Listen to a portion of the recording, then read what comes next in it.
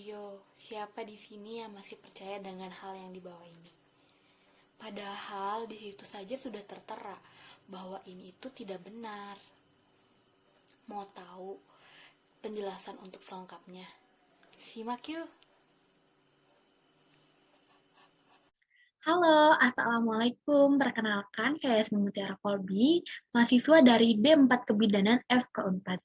Nah, di sini saya akan coba sharing kepada ibu sekalian sedikit ilmu yang sudah saya pelajari di bangku mahasiswa. Nah, sebelum kita lanjut, di sini saya mau bertanya nih, ada nggak sih ibu-ibu di sini yang mempunyai masalah pada payudara, yaitu pada puting tenggelam? Ayo, pasti ada lah. Dari banyaknya wanita yang di Indonesia, pasti sebagian ada yang memiliki masalah dari puting tenggelam. Apalagi untuk ibu hamil, pasti ada saja yang memiliki masalah dari puting tenggelam ini. Nah, kadang ibu hamil juga mikir bahwa puting tenggelam ini tidak boleh disusui oleh bayi. Mereka malah mikir, ya udahlah nggak apa-apa puting saya tenggelam, kan masih ada susu formula. Eh, ibu-ibu di sini sudah tahu belum bagaimana kegunaan ASI pertama yang baik untuk bayi? Mari kita simak penjelasannya ya. Nah, tadi kan kita sudah berbincang-bincang nih sedikit bagaimana pentingnya memberikan kolostrum. Nah, di sini kita akan memberikan penjelasan yang lebih rinci lagi ya ibu-ibu. Nah, ASI atau kita sering juga menyebut kolostrum ini merupakan air susu yang pertama keluar. Nah, jadi nanti ketika ibu-ibu akan sesudah melahirkan ya, bukan akan, bayi ini akan ditempelkan kepada dada kita, lalu bayi ini akan mencari puting nih, untuk pertama kalinya bayi, eee, menghisap, air susu gitu. Nah, ketika, bayi sudah menghisap, otomatis kan itu keluar si air susunya. Nah, itu, dinamakan dengan kolostrum. Nah, adapun kolostrum ini biasa diproduksi tidak hanya dari hari pertama nih ibu-ibu, hari kedua dan juga hari ketiga juga kolostrum ini masih diproduksi. Seperti itu. Nah, lalu bagaimana sih untuk warna kolostrum ini? Nah, warna kolostrum ini biasanya berwarna keruh ataupun jernih yang mengandung sel hidup yang menyerupai sel darah putih.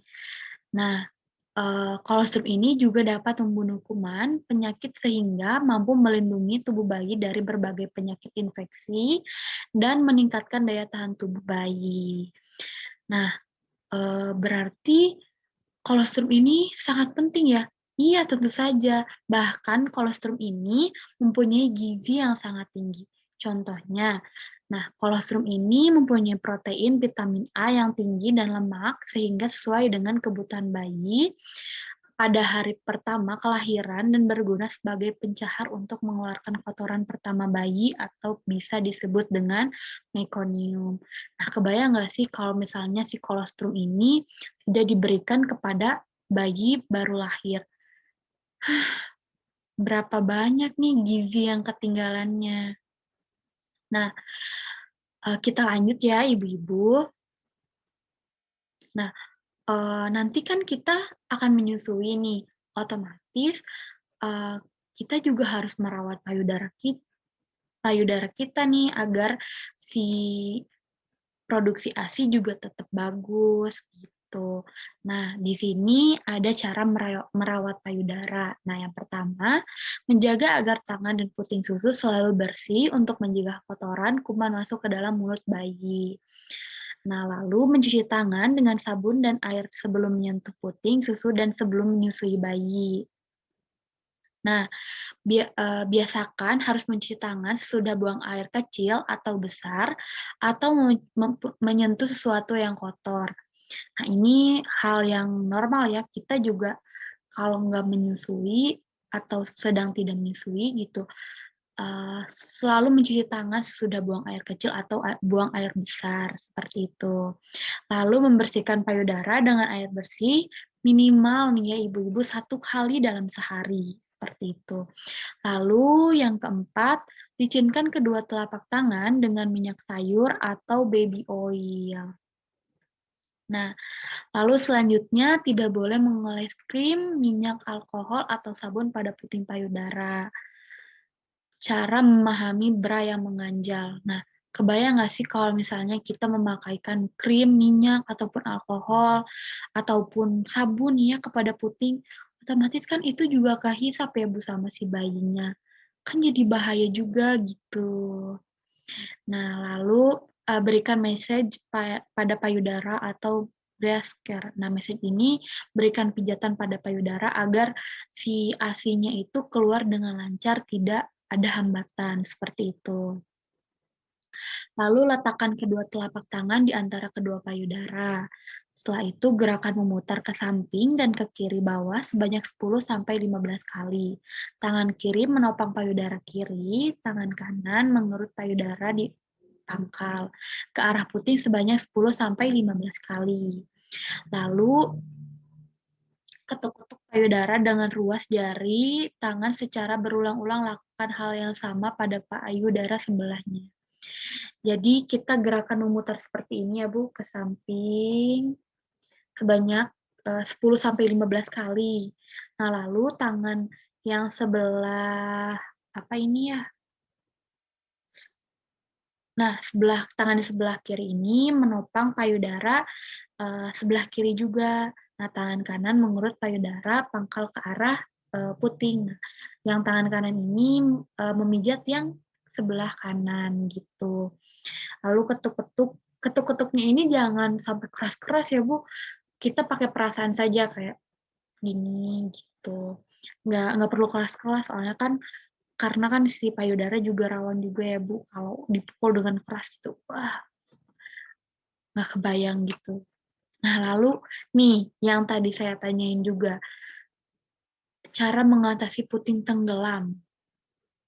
Yang pertama, ya tentunya kita harus konsultasi ke pakar laktasi sejak kehamilan. Jadi sebelum melahirkan ini ibu bisa konsultasi ke dokter ataupun ke bidan seperti itu. Jangan kayak nyari nih di internet padahal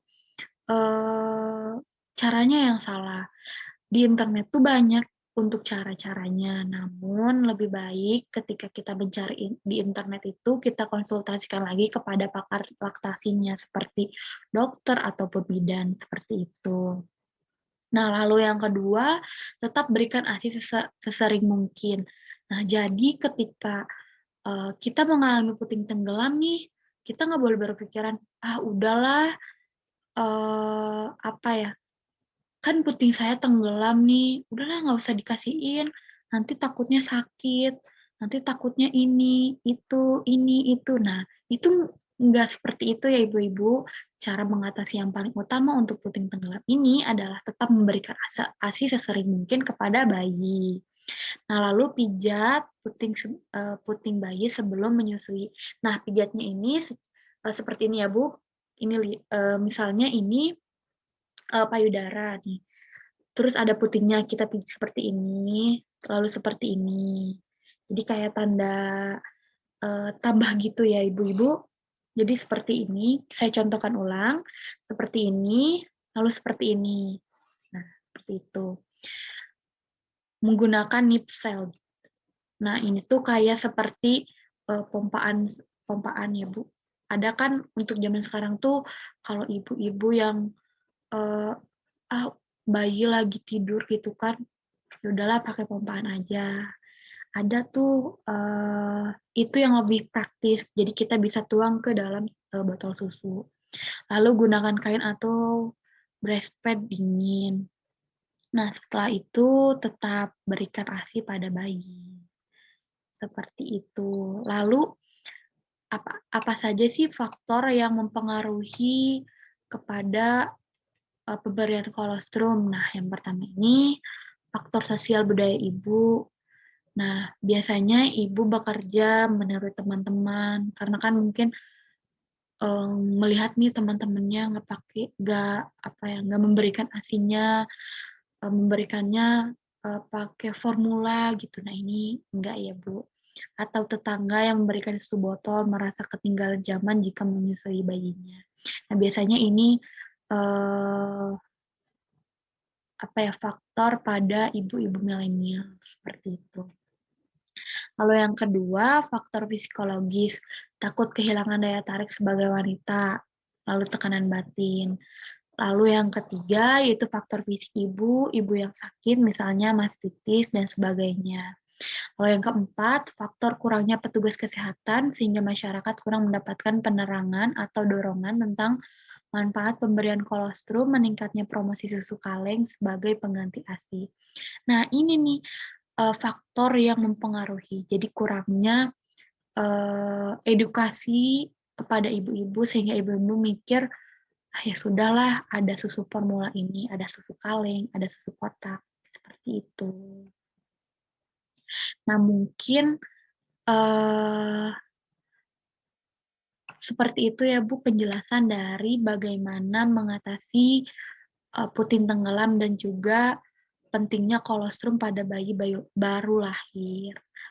Nah, mungkin nanti ini akan saya simpan ya Bu linknya di deskripsi. Jadi Ibu bisa membaca-baca lagi nih jika, aduh, bukan pusing, saya lupa nih apa yang tadi dijelasin gitu. Ibu bisa mendownload brosur ini gitu. Nanti akan saya simpan linknya di bawah ya Bu. Mungkin cukup sekian yang bisa saya sampaikan. Mohon maaf apabila kesalahan, karena saya juga masih di tahap belajar. Kita sama-sama sharing aja ya Ibu. Jika Ibu mengalami kendala ataupun belum puas, saya harap sih belum puas ya Bu untuk apa yang sudah saya sampaikan ini. Ibu bisa menggunakan fitur kolom chat. Ibu bisa tanya-tanya di bawah kolom chat nih. Nanti insya Allah jika saya ada waktu luang dan saya bisa jawab, insya Allah saya akan jawab. Seperti itu ya ibu-ibu. Aduh saya baik kalau begitu. Terima kasih sudah mendengarkan penjelasan dari saya. Semoga bermanfaat. Karena pandemi ini juga ya Bu, tetap stay safe and health. Mudah-mudahan Ibu juga diberikan kesehatan yang sudah menonton ini. Baik, terima kasih atas waktunya dan juga kemauan Ibu nih untuk melihat video saya gitu.